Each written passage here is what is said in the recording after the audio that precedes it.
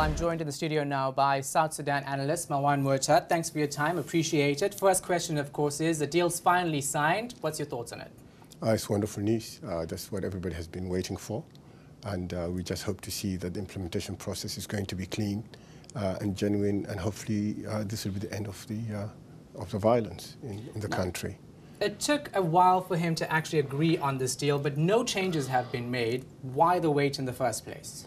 Oh, yes, because this is still going to be the biggest problem. Already on the rebel side, we've seen this. When Riek Machar decided to sign the agreement, there was a fallout in his camp, and he's actually lost some of his main commanders who are not taking part in this peace process. And that's exactly what the president wanted to avoid. He needed time to come and engage with certain disgruntled constituencies to win them over,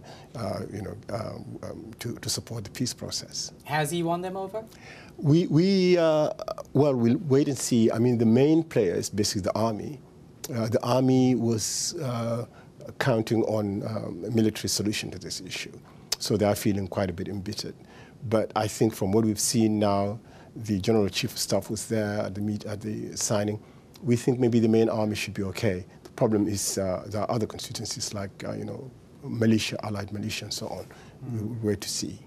Now, you've written a blog and you've actually looked at the agreement deal last week when it was first signed by the rebel leader.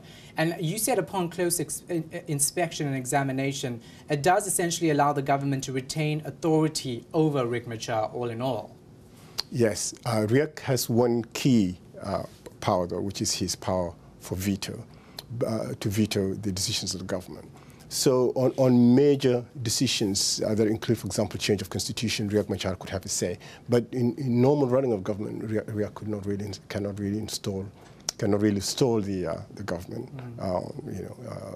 based on this agreement. Now, do you think that this peace agreement will hold, given the fact that we've had so many other agreements which haven't? Yeah, this is very different.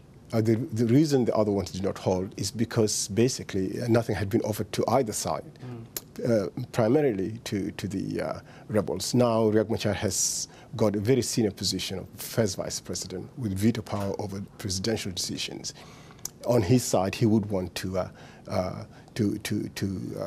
be honest and faithful to the agreement. But the problem is, does Riek actually has control over his commanders? 2 or 3 of his commanders have already broken away and declared that the war will continue against South Sudan. Now, do you reckon this unity government will be the best thing for South Sudan? No, this is just to cover the interim period, which is basically 33 months, 30 months plus 90 days. A lull period. After that, all the things that have been inked will be dissolved. For example, the first vice president position will be annulled because everybody will go for elections. So really, the idea behind this power-sharing government is not to get something permanent in South Sudan, but it's something to allow reconstruction of the country, so that when people go back to elections, they have a new system in the country that hopefully would work. Now, you also say that both South Sudanese public, both inside and outside the country, are dismayed by this agreement. What's going to be the reaction from them now that it's been signed? Traditionally, people listen to their leaders. I think they were pushing until the end. They are upset, especially the supporters of government, who would be the majority. That anger is still there, but I hope that there will be no spoilers. All right. Thank you very much for your time. We appreciate it. South Sudan Analyst Mawan Muortat. Thank you.